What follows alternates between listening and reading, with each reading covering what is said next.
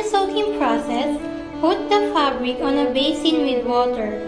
But before that, you must fold the fabric neatly. The selvage of the fabric must meet without wrinkles. The fabric must be soaked for 1 to 2 hours, but soaking it overnight will improve the results. Drying. After soaking the fabric, remove it from the basin without wringing. Hang it on the clothesline and let it dry. If it's windy, it's advisable to secure the fabric with clips. Straightening. For the straightening stage, pull the fabric back to shape. In order to do that, materials are stretched diagonally. Pull it firmly but gently until grain and selvage are well balanced. Stretch the direction of the bias in an X way. Pressing. After the straightening process, proceed to the pressing stage. In order to smoothen the fabric, this process is done by ironing the fabric in an ironing board. Laying out process. Crosswise centerfold is the fold that I use. But how do you know if the thread of your fabric is perfect? First, clip through selvage about 1/2 inch from the end of the fabric. Then, you tear it.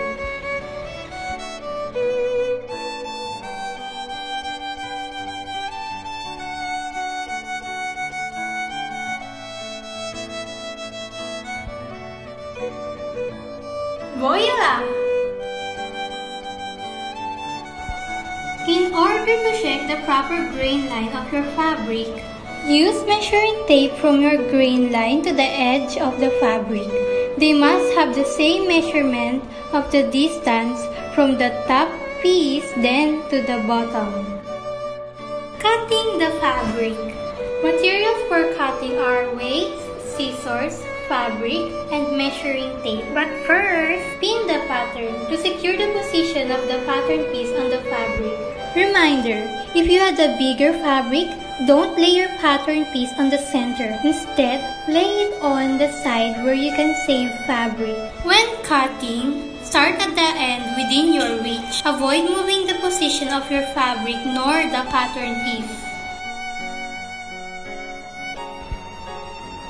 Left hand must be near the cutting line. While cutting, cut the edge of the pattern very close and carefully follow your cutting symbol. Cut for long straight line with long shear strokes and short curved line strokes.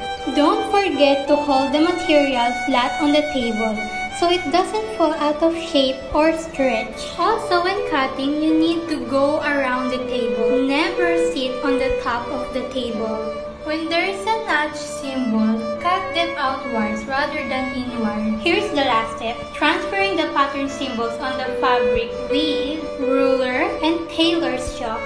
Carbon paper and tracing wheel is recommended, but since I don't have them, I will use my ruler and tailor's chalk instead.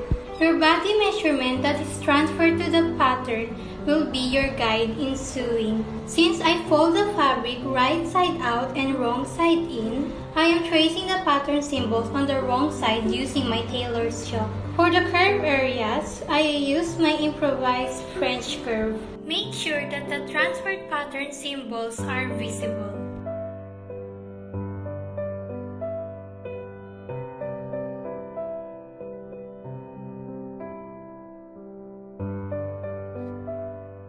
This is the final fabric.